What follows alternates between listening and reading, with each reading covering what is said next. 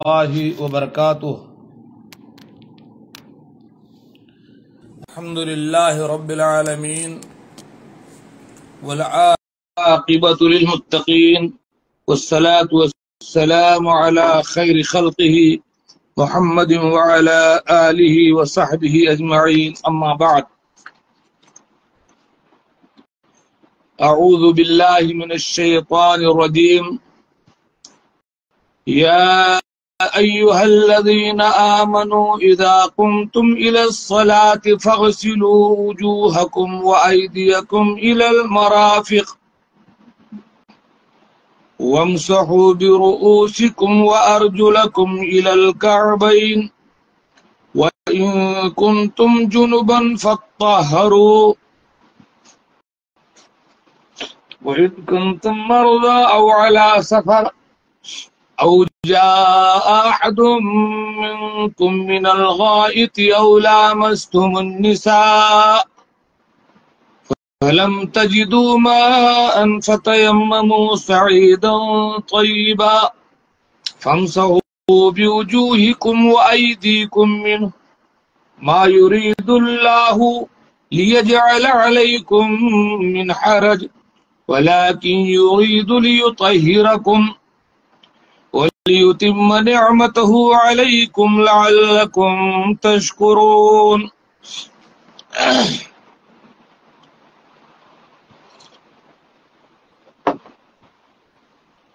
محترم سامعین و ناظرین، اللہ رب العالمین کا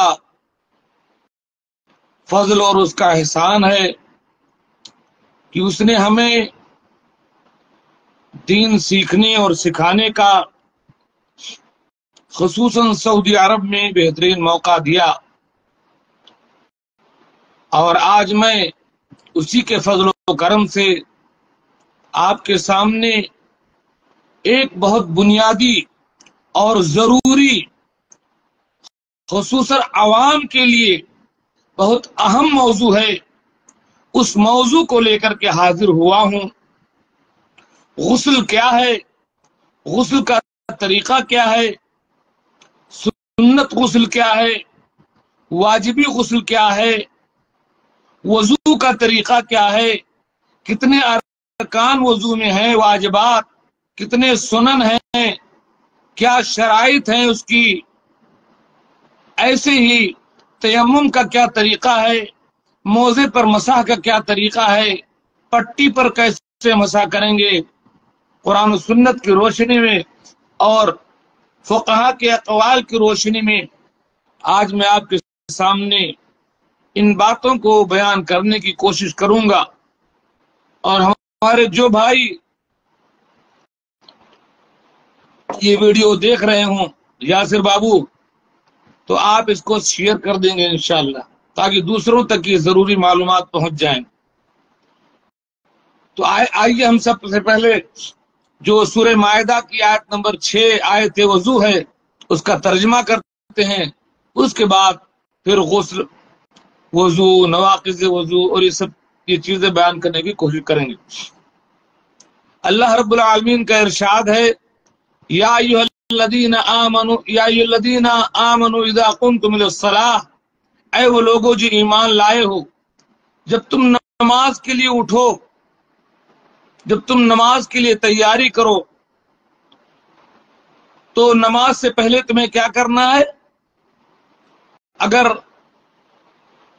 حدث لاحق ہے تمہیں تو فاغسلوا وجوہکم، تو اپنے چہروں کو دھو، وایدیکم الی المرافق، اپنے ہاتھوں کو دھو کوہنیوں تک، وامسحوا برؤوسکم، اور اپنے سروں کا مسح کرو، وَأَرْجُلَكُمْ إِلَى الْكَعْبَيْنِ، اور اپنے پیروں کو دھو ٹخنوں تک، یعنی ٹخنوں سمیت، وَإِن كُنْتُمْ جُنُبًا فَاطَّهَرُوا، اور اگر تم جنبی ہو یعنی تمہیں غسل کی حاجت ہو تو طہارت حاصل کرو، جنابت سے غسل کرو۔ وَإِن كُنْتُمْ مَرْضَىٰ أَوْ عَلَىٰ سَفَرٍ، اگر تم بیمار ہو یا تم سفر پہ ہو، او جاء احد منکم من الغائط، یا تم میں کا کوئی پاخانہ پیشاب سے فارغ ہو کے آیا ہو، او لامستم النساء، یا تم اپنی عورتوں سے تم نے ہم بستری کی ہوئی ہے، فلم تجدوا ماء، ان دونوں صورتوں میں چاہے تمہیں وضو کی ضرورت ہے چاہے تمہیں غسل کی ضرورت ہے، ان دونوں صورتوں میں اگر تم پانی نہیں پاتے ہو، فتیمموا صعیدا طیبا، تو پاک مٹی سے تیمم کر لو، فامسحوا بوجوہکم وایدیکم منہ، مسح کرو اس سے اپنے چہرے کا اور اپنے ہاتھوں کا، ما یرید اللہ لیجعل علیکم من حرج، اللہ تبارک و تعالی تم پر حرج نہیں ڈالتا ہے، تمہیں مشکل میں نہیں ڈالنا چاہتا، ولکن یرید لیطہرکم، لیکن وہ چاہتا ہے کہ تمہیں پاک کر دے، ولیتم نعمتہ علیکم، اور اللہ چاہتا ہے کہ اپنی نعمت کو تمہارے اوپر پورا کر دے، لعلکم تشکرون، تاکہ تم اللہ کے شکر گزار بن جاؤ۔ اب آئیے میں سب سے پہلے وضو کا طریقہ بتا دوں، اس کے بعد یہ بتاتا ہوں کہ اس میں کیا فرض ہے، کیا ضروری ہے، اس میں کیا چیز ناقض وضو ہے۔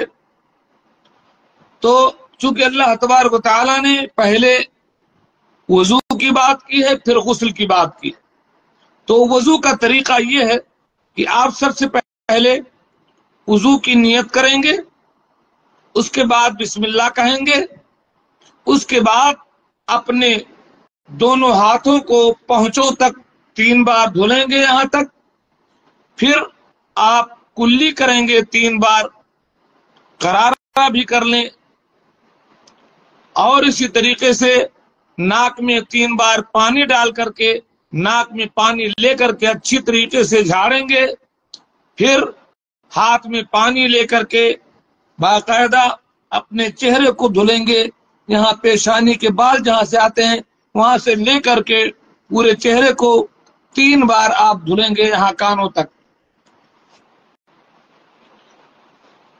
چہرہ دھلتے ہوئے اگر داڑھی ہلکی ہے تو باقاعدہ آپ کا پورا چمڑا، باقاعدہ یہ خلال جو ہے واجبی ہو جاتا ہے اور آپ کا پورا چمڑا بھیگنا چاہیے، لیکن اگر داڑھی گھنی ہے تو داڑھی کے بال آپ کے بھیگ جائیں، چمڑے کا اندر بھیگنا ضروری نہیں ہے۔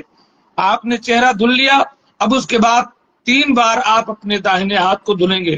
آپ جب داہنا ہاتھ دھلیں گے تو انگلی کے سرے سے شروع کر کے یہاں کوہنی کو پار کر کے یہاں تک 3 بار دھلیں گے باقاعدہ گھما کر کے، پھر ایسے ہی بائیں ہاتھ کو 3 بار یہاں انگلی کے سرے سے لے کر کے یہاں کوہنی پار کر کے 3 بار دھلیں گے۔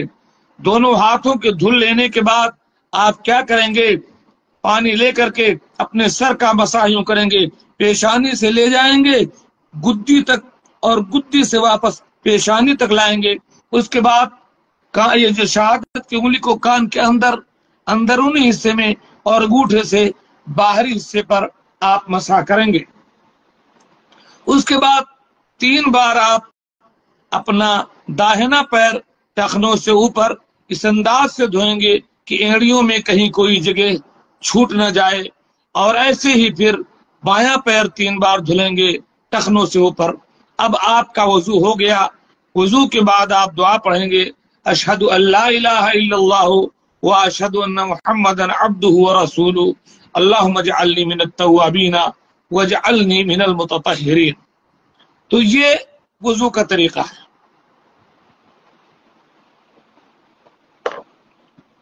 اب غسل کا کیا طریقہ ہے؟ غسل کا طریقہ یہ ہے کہ آپ پہلے اگر واجبی غسل کر رہے ہیں آپ ناپاکی سے، تو آپ پہلے اپنے ہاتھوں کو دھل لیں گے، پھر اپنی شرمگاہ کو دھلیں گے، اور جہاں جہاں کوئی ناپاکی لگی ہے اس کو دھلیں گے، اور اس کے بعد باقاعدہ جیسے وضو کیا جاتا ہے ایسے وضو کریں گے، پھر اپنے سر پہ پانی ڈالیں گے اور پورے بدن کو دھلیں گے، غسل کرتے ہوئے کلی اور ناک میں پانی ڈالنا اس کا بھی خیال رکھیں گے، اور اس کے بعد آپ غسل سے فارغ ہوں گے۔ تو یہ تو ہو گیا وضو اور غسل۔ اب آئیے ہم اس کی تفصیلات آپ کے سامنے پیش کرتے ہیں۔ علامہ ابن عثیمین غسل کا طریقہ کیا ہے، اس میں کیا چیز واجب ہے، کیا سنت ہے، کتنا کر لینے سے آپ کا غسل ہو جاتا ہے اور کیا نہ کریں تو غسل نہیں ہوتا ہے۔ علامہ ابن عثیمین رحمۃ اللہ علیہ سے غسل کا طریقہ پوچھا گیا، آپ نے جواب دیا غسل دو طریقے کا ہوتا ہے، ایک تو ہے صفت واجبہ، غسل میں واجبی کام کیا کیا ہے جن کے کر لینے سے آپ کا غسل ہو جائے گا، اور ایک ہے کامل غسل جس میں وضو کے سنن بھی شامل ہے۔ دو طرح کا غسل، ایک تو یہ کہ آپ نے واجبی کام کر لیا غسل ہو گیا، دوسرے یہ کہ باقاعدہ آپ سنن و آداب کے مطابق غسل کریں گے۔ تو صفت واجبہ، واجبی چیزیں غسل میں یہ ہیں، ایک تو آدمی نیت کر لے غسل کا اور اپنے پورے بدن پر پانی کو ڈالے، یہ واجبی ہے، غسل کی نیت کر کے پورے بدن پر پانی کو ڈال کر کے دھلے، اور اسی میں کلی اور ناک میں پانی ڈال کر کے جھاڑنا بھی شامل ہے، اور پورے بدن میں کوئی جگہ باقی نہ بچے جہاں آپ نے دھلا نہ ہو، اس طریقے سے آپ کی طہارت پوری ہو جائے گی۔ اللہ رب العالمین فرماتا ہے وَإِن كُنتُمْ جُنُبًا فَطَّهِّرُوا، اگر تم ناپاک ہو، جنبی ہو تو طہارت حاصل کر لو، غسل کر لو۔ غسل کا دوسرا طریقہ جو ہے وہ کامل غسل ہے، پورے سنن و آداب کے ساتھ۔ اس کا طریقہ یہ ہے کہ ایک تو آدمی غسل کی نیت کرے گا۔ علامہ ابن عثیمین بیان کرتے ہیں کہ اللہ کے نبی صلی اللہ علیہ وسلم جب غسل کرتے تھے، جب غسل کرنا چاہتے تھے جنابت سے، تو سب سے پہلے آپ اپنی دونوں ہتھیلیوں کو دھوتے تھے، جو واجبی جو غسل ہے، جو جنابت کا جو غسل ہے، تو پہلے دونوں ہتھیلیوں کو دھلتے تھے، ثم یغسل فرجہ، پھر اپنے شرمگاہ کو دھولتے تھے اور ان تمام جگہوں کو دھوتے تھے جہاں جہاں ناپاکی لگی ہے، پھر آپ باقاعدہ پورا وضو کرتے تھے، پھر آپ اپنے سر پر 3 بار پانی ڈالتے تھے اور پھر کامل طور پر پورے بدن کو دھلتے تھے۔ یہ ہو گیا کامل غسل۔ دوسری بات یہ ہے کہ چاہے وہ ہم بستری کے بعد آدمی غسل کرے، نائٹ فال کے بعد غسل کرے، یا حائضہ غسل کرے، دونوں غسل میں کوئی فرق نہیں ہے۔ البتہ یہ بات ہے کہ حیض کے غسل میں بال کو تھوڑا زیادہ اچھی طریقے سے رگڑ رگڑ کر دھو دینا یہ مستحب ہے، اور ایسے ہی حائضہ عورت کے غسل کے بعد ناپاکی کی جو جگہیں تھی ان جگہوں پر خوشبو لگا لینا مستحب۔ تو یہ رہی غسل کی بات۔ اب آئیے ہم وضو کی بات کرتے ہیں۔ وضو صحیح ہونے کی شرائط کیا ہے؟ وضو آپ کا صحیح کب ہوگا؟ تو سب سے پہلی چیز جو عموماً بیان کی جاتی ہے وہ ہے کہ آدمی مسلمان ہو۔ ایک ایسے ہی جو آدمی مسلمان نہ ہو، وہ وضو کے طریقے پر وضو کر لے تو اس کا وضو نہیں ہوگا۔ اسلام ضروری ہے۔ دوسری چیز، اس کے پاس عقل ہو، مجنون اور پاگل نہ ہو، اس کا وضو نہیں ہوگا۔ تیسرے، وہ تمیز کرنے والا ہو، کم سے کم اتنی عمر ہو کہ اس کو تمیز ہو ناپاکی اور پاکی اور تھوڑا بہت سے غلط کی۔ اور چوتھی چیز یہ ہے کہ اس نے وضو کی نیت کی ہو۔ اور پانچویں چیز یہ ہے کہ وضو کے پورے درمیان اسے پتا ہو کہ میں وضو بیچ میں اپنی نیت نہ توڑ دے۔ نیت کا بھی، کیونکہ وہ نماز میں تو آدمی نہیں توڑے گا، لیکن وضو اگر ہو سکتا ہے بیچ میں اپنا گپ لگانے لگے اور اسے دھیان نہیں رہے کہ میں وضو کر رہا تھا پھر شروع کرے، تو ایسا نہیں، پورے وضو کے درمیان نیت کا حاضر رہنا چاہیے۔ اور چھٹی چیز، وضو سے پہلے اگر پیشاب وغیرہ کیا ہے تو استنجا وہ کر چکا ہو۔ اور ساتویں چیز جو وضو کے لیے شرط ہے وہ یہ ہے کہ جس پانی سے وضو کر رہا ہو وہ پانی پاک ہو، اس کی ناپاکی کا کوئی شبہ نہ ہو۔ اور آٹھویں چیز، پانی مباح ہو، چوری کا نہ ہو، غصب کا نہ ہو، ظلم کا نہ ہو، پانی جائز طریقے سے حاصل کیا گیا ہو۔ اور نویں چیز یہ ہے کہ وضو کرتے ہوئے اگر کوئی پینٹ، کوئی آٹا گوندھا یا کوئی ایسی چیز لگی ہے تو چمڑے سے ان تمام چیزوں کو ہٹا دے تاکہ چمڑے تک پانی پہنچنے میں کوئی مشکل نہ ہو۔ اور 10ویں چیز یہ ہے کہ جو لوگ مسلسل، جن کو حدث لائق لگتا ہے، جیسے سلسل بول والے ہیں، مسلسل پیشاب آتا ہے، یا استحاضہ والی عورتیں، یا سلسری والے، ایسے تمام لوگوں کے لیے شرط ہے کہ نماز کا وقت داخل ہو چکا ہو تب وہ وضو کریں، اور عام لوگ کبھی بھی وضو کر سکتے ہیں۔ تو یہ وضو کی 10 شرائط ہیں اس کے وضو کے صحیح ہونے کی۔ تیسری بات ہے وضو کے فرائض کیا ہے، وضو میں کیا کیا چیزیں فرض ہیں جس کے بغیر آپ کا وضو نہیں ہوگا۔ سب سے پہلی چیز ہے چہرے کا دھلنا، جو قرآن نے کہا ہے، اور اسی چہرے میں کلی کرنا اور ناک میں پانی ڈالنا داخل ہے۔ چہرہ دھلنا فرض ہے اور اسی میں کلی کرنا اور ناک میں پانی ڈالنا بھی شامل ہے، بھی چہرے میں شامل ہے۔ دوسری چیز یہ ہے دونوں ہاتھوں کو کوہنیوں تک دھلنا، یہ وضو کے فرائض میں سے ہے۔ تیسری چیز ہے پورے سر کا مسح کرنا، اور اسی سر کے مسح میں دونوں کان بھی داخل ہیں، اسے آپ ہٹا نہیں سکتے، یہ وضو کے فرائض میں سے ہیں۔ چوتھی چیز ہے دونوں پیروں کو ٹخنوں تک دھلنا، ٹخنوں سمیت۔ اور 5ویں چیز ہے وضو کے فرائض میں کہ ترتیب سے وضو کرنا، ایسا نہیں کہ صاحب پہلے پیر دھل لیا پھر ہاتھ دھل لیا، ایسا نہیں، ترتیب کے ساتھ جیسے قرآن میں بیان کیا ہے فَاغْسِلُوا وُجُوهَكُمْ وَأَيْدِيَكُمْ إِلَى الْمَرَافِقِ وَامْسَحُوا بِرُؤُوسِكُمْ وَأَرْجُلَكُمْ إِلَى الْكَعْبَيْنِ، چہرہ دھلیں، ہاتھ دھلیں، سر کا مسح کریں اور پیر۔ اور چھٹی چیز کیا ہے مسلسل آپ کا وضو، بیچ میں آپ کوئی اور کام نہ کرنے لگے، اتنی دیر تک آپ نہ ٹھہر جائیں کہ صاحب اعضاء سوکھ جائیں اور پھر سے شروع کریں، ایسا نہیں، تسلسل ہونا چاہیے، وضو کو آپ مسلسل کر کے تب ختم کریں۔ یہ 6 چیزیں وضو کے فرائض میں داخل ہیں۔ اب آتے ہیں ہم وضو کی سنن اور مستحبات۔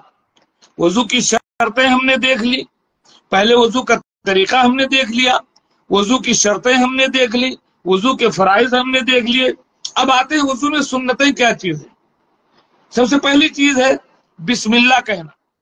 بعض لوگوں کے نزدیک بسم اللہ واجب ہے، اصل میں ایک حدیث ہے کہ جس شخص نے وضو کیا اور اللہ کا نام نہیں لیا اس کا وضو نہیں ہوا۔ اب جن لوگوں کے نزدیک یہ حدیث صحیح ہے وہ کہتے ہیں کہ بسم اللہ کہنا وضو میں واجب اور فرض ہے، نہیں کہے گا تو وضو نہیں ہوگا۔ اور دوسرے لوگ کہتے ہیں حقیقت میں یہ حدیث صحیح نہیں ہے، تو ان لوگوں کے نزدیک بسم اللہ کہہ لینا مستحب ہے، سنت ہے، کیونکہ ہر کام کے شروع میں، اچھے کام کے شروع میں بسم اللہ کہنا چاہیے، تو یہ سنت ہے بسم اللہ کہہ لینا ان کے نزدیک۔ دوسری چیز کیا ہے، جو ہم چہرہ دھلنے سے پہلے یہ دونوں ہاتھ یہاں تک گٹوں تک دھلتے ہیں نا، یہ جو 3 بار یا 1 بار جو بھی ہم دھلیں تو یہ مستحبات میں سے ہے، یہ واجب نہیں ہے۔ واجب کیا ہے کہ پورے ہاتھ کو جو ہم دھلتے ہیں یہ واجب اور فرض ہے، لیکن شروع میں جو 3 بار ہم دھلتے ہیں یہ وضو کی سنت میں سے۔ تیسری چیز جو وضو کی سنت ہے، چہرے کو، ہاتھ کو اور پیر کو 3 بار دھلنا۔ حالانکہ آپ 1 بار، فرض تو 1 ہی بار ہے، آپ 1 بار بھی دھل سکتے ہیں، لیکن 3 بار چہرے کو، ہاتھ کو اور پیر کو دھلنا یہ سنت ہے وضو کی۔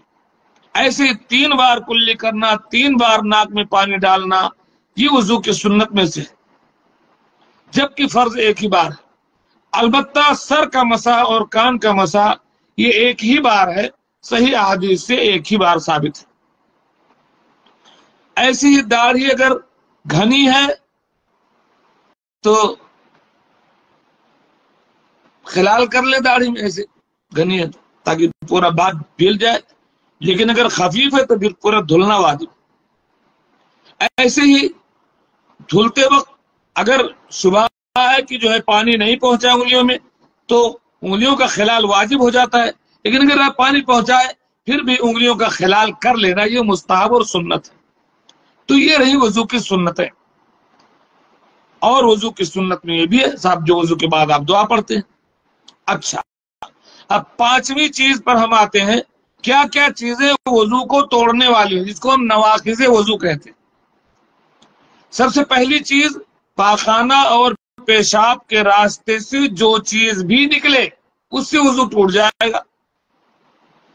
پاخانہ ہو، پیشاب ہو، خون ہو، پیپ ہو، پانی ہو، منی ہو، مزی ہو، جو بھی کیڑا ہو، پتھر ہو، جو بھی اگر پاخانہ پیشاب کے راستے سے نکلتا ہے تو اس سے آپ کا وضو ٹوٹ جائے گا۔ ایسے ہی اگر بدن میں آپریشن کر کے کسی وجہ سے پاخانے کا راستہ دوسری طرف کر دیا، سینے میں، پیٹ میں پیشاب کا راستہ تو اس پیشاب اور پاخانے کے راستے کو اگر بدل کر کے کسی بھی جگہ کر دیا گیا ہے، اگرچہ وہ پاخانہ پیشاب کا راستہ نہیں تھا، تو اب چونکہ پاخانہ پیشاب کا راستہ ادھر موڑ دیا گیا ہے تو اب وہاں سے جو چیز بھی نکلے گی آپ پر وضو واجب ہو جائے گا۔ اور بعض لوگوں کے نزدیک زیادہ خون نکلنے سے بھی وضو ٹوٹ جاتا ہے، جبکہ صحیح بات یہ ہے کہ خون نکلنے سے وضو نہیں ٹوٹتا۔ ایسے ہی آپ کی عقل اگر زائل ہو جائے، چاہے بے ہوش ہو جائیں، چاہے پاگل ہو جائیں تھوڑی دیر کے لیے، چاہے گہری نیند سو جائیں، کسی بھی وجہ سے اگر آپ کی عقل پر گہرا پردہ پڑ جاتا ہے تو اس سے بھی آپ کا وضو ٹوٹ جائے گا، کیونکہ آپ کو پتہ نہیں کہ آپ ہوا کھلی کہ نہیں۔ ایسے ہی شرمگاہ چاہے اگلی ہو چاہے پچھلی، ان دونوں کو بلا حائل ڈائریکٹلی شرمگاہ چھونے سے وضو ٹوٹ جاتا ہے۔ ایسے ہی اونٹ کا گوشت کھانے سے بھی وضو ٹوٹ جاتا ہے۔ اور ایسے ہی اگر کسی نے کفریہ کلمہ کہہ دیا، باوضو تھا، تھوڑی دیر کے لیے اس نے کفریہ کلمہ کہہ دیا، مرتد ہو گیا، اس کے بعد وہ واپس آ گیا، اپنی بات سے رجوع کر لیا، تو ابھی اپنے اس وضو سے نماز نہیں پڑھ سکتا، چونکہ وہ مرتد ہو گیا ہے، اس لیے اسے پھر سے وضو کرنا پڑے گا۔ البتہ بعض احادیث میں جو یہ ہے کہ میت کو غسل دینے سے بھی وضو واجب ہوتا ہے، تو اس میں صحیح بات یہ ہے کہ میت کو غسل دینے سے وضو واجب نہیں ہے، اس کی کوئی مضبوط دلیل نہیں ہے۔ اگر اس نے میت کو غسل دیتے ہوئے میت کی شرمگاہ باقاعدہ چھوئی ہے بغیر کپڑے کے، تب البتہ اس کا وضو ٹوٹ جائے گا، ورنہ نہیں ٹوٹے گا۔ لیکن ضروری ہے کہ میت کے شرمگاہ کو ڈائریکٹلی نہ چھوڑ جائے۔ ایسے ہی عورت کو چھونے سے کچھ لوگوں کے یہاں وضو ٹوٹ جاتا ہے، جبکہ صحیح بات یہ ہے کہ عورت کو چاہے جسے چھوئیں، شہوت سے چھوئیں، بغیر شہوت کو چھوئیں، عورت کے چھونے سے وضو نہیں ٹوٹتا۔ اگر کوئی مادہ آپ کی شرمگاہ سے نہ نکلے تو محض عورت کے چھونے سے آپ کا وضو نہیں ٹوٹتا، کیونکہ اللہ کے نبی صلی اللہ علیہ وسلم اپنی بعض بیویوں کا بوسہ دیتے تھے، پھر نماز پڑھتے تھے اور وضو نہیں کیا آپ نے، یہ حدیث سے ثابت ہے۔ اور قرآن کی جو آیت ہے کہ او لامستم النساء فلم تجدوا ماء فتیمموا طیبا، کہ تم نے عورتوں کو چھوا ہو تو وہاں چھونے سے مراد جمع کرنا ہے، ہم بستری کرنا ہے، محض چھونا مراد نہیں ہے۔ یہی جمہور مفسرین کا قول ہے، اور یہی ابن عباس رضی اللہ تعالیٰ نے بھی کہا کہ اس سے جمع مراد ہے، چھونا مراد نہیں ہے، اس لیے عورت کے چھونے سے وضو ٹوٹے گا، اس کی کوئی دلیل نہیں۔ تو یہ رہا غسل اور وضو۔ اب ہم آتے ہیں تیمم کے اوپر۔ صحیح بخاری کی روایت کے مطابق ایک صحابی کو اللہ کے نبی صلی اللہ علیہ وسلم نے تیمم کا طریقہ بتلاتے ہوئے فرمایا، انما کان یکفیک، تمہارے لیے اتنا کافی تھا کہ تم، پہلی بات اس میں بھی وہی چیز ہے، نیت کرنا ہے، تیمم کی نیت کرنا ہے اور بسم اللہ کہنا ہے۔ طریقہ کیا ہے؟ آپ نے فرمایا دونوں ہاتھوں کو زمین پر مارے اور اس کے بعد اپنے چہرے پر اس کو ملے، پھر دونوں ہاتھوں پر دائیں سے بائیں پر اور بائیں سے دائیں پر، یہ آپ کا تیمم ہو گیا۔ جیسے وضو کے بعد دعا پڑھتے ہیں، تیمم بعد دعا۔ یہ تیمم وضو کے بدلے بھی آپ کر سکتے ہیں اور غسل کے بدلے بھی آپ کر سکتے ہیں۔ اگر آپ کب کب کریں گے؟ آپ جب آپ کو پانی نہ ملے یا پانی ہے لیکن اس پانی کو استعمال کرنے سے آپ سخت بیمار ہو سکتے ہیں، آپ مر سکتے ہیں، آپ کی بیماری بڑھ سکتی ہے، کوئی بھی مشکل ہے اس پانی کے استعمال میں، تو اب تب بھی آپ پانی استعمال نہیں کریں گے، بلکہ وضو کے بدلے بھی اور غسل کے بدلے بھی تیمم کریں گے۔ ایک بار پھر میں آپ کو بتا دوں تیمم کا طریقہ۔ تیمم کی نیت کریں، بسم اللہ کہیں، اور ایسے ہی زمین پر، پاک زمین پر اپنے ہاتھ کو ماریں، زیادہ مٹی لگ جائے تو جھاڑ دیں، اور پورے چہرے پر اپنے ہاتھ کو ملیں، بائیں سے دائیں پر، دائیں سے بائیں پر، یہ آپ کا تیمم ہو گیا، صحیح بخاری کی روایت کے مطابق۔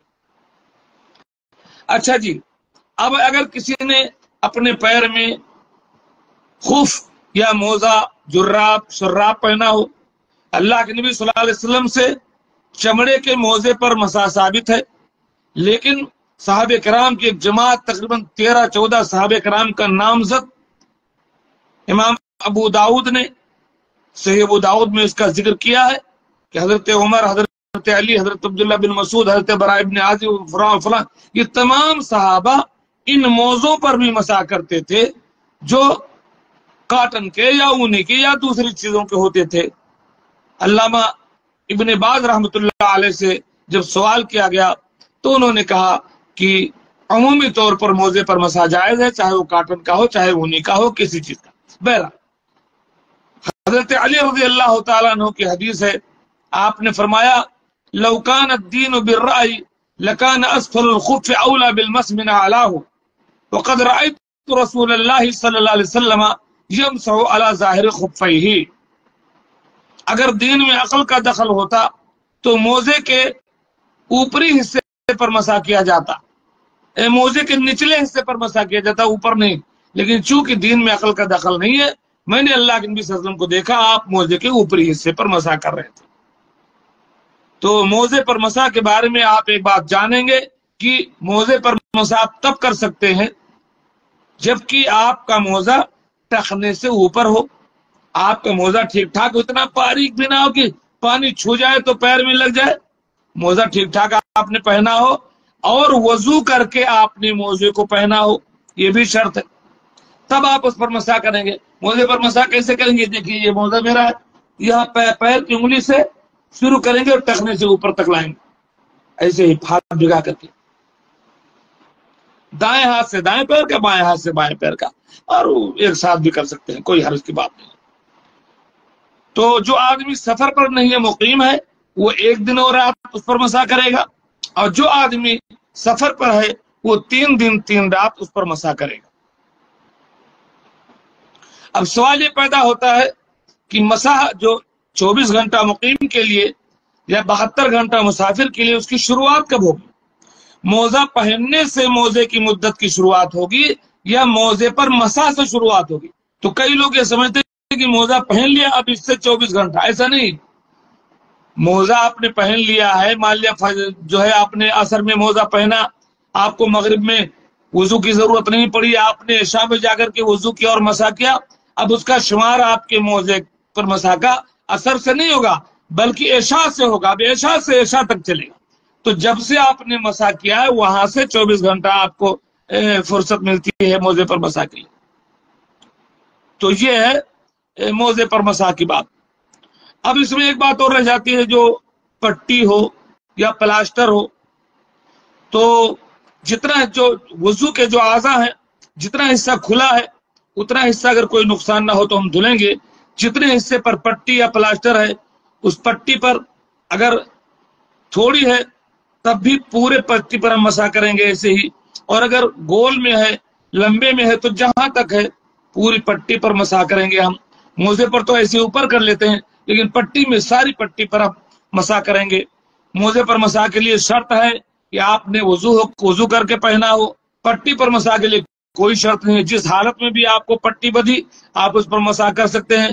موزے پر مسح کے لیے شرط ہے کہ مقیم ایک دن رات کرے اور مسافر 3 دن 3 رات ہی کرے، لیکن پٹی باندھنے والا 2 مہینہ 4 مہینہ جب تک اس کا زخم، اس کی پریشانی دور نہیں ہوتے، جب تک وہ پٹی بدھیے تب تک اس پر مسح کر سکتا ہے، اس میں کوئی حرج کی بات نہیں ہے۔ تو یہ رہے غسل، وضو، تیمم اور موزے پر مسح کے کچھ مسائل آج کا درس میں اسی بات پر ختم کرتا ہوں. انشاءاللہ اگلے درس میں ہم نماز کا سلسلہ شروع کریں گے کہ نماز کے صحیح ہونے کی شرائط کیا ہے، اس کے ارکان کیا ہے، اس کے واجبات کیا ہے، اس کے سنن کیا ہے، کن چیزوں سے ہماری نماز باطل ہو جاتی ہے. اللہ تبارک و تعالیٰ سے ہم دعا کرتے ہیں کہ ہمیں اپنے دین کو سیکھنے کی، سمجھنے کی، دوسروں تک پہنچانے کی، اس پر عمل کی توفیق عطا فرمائے اور ہمارے اس عمل کو اللہ تعالیٰ قبول فرمائے اور دونوں جہاں میں کامیابی کا ذریعہ بنائے. آمین. وآخر دعوانا ان الحمد للہ رب العالمین. والسلام علیکم ورحمۃ اللہ وبرکاتہ.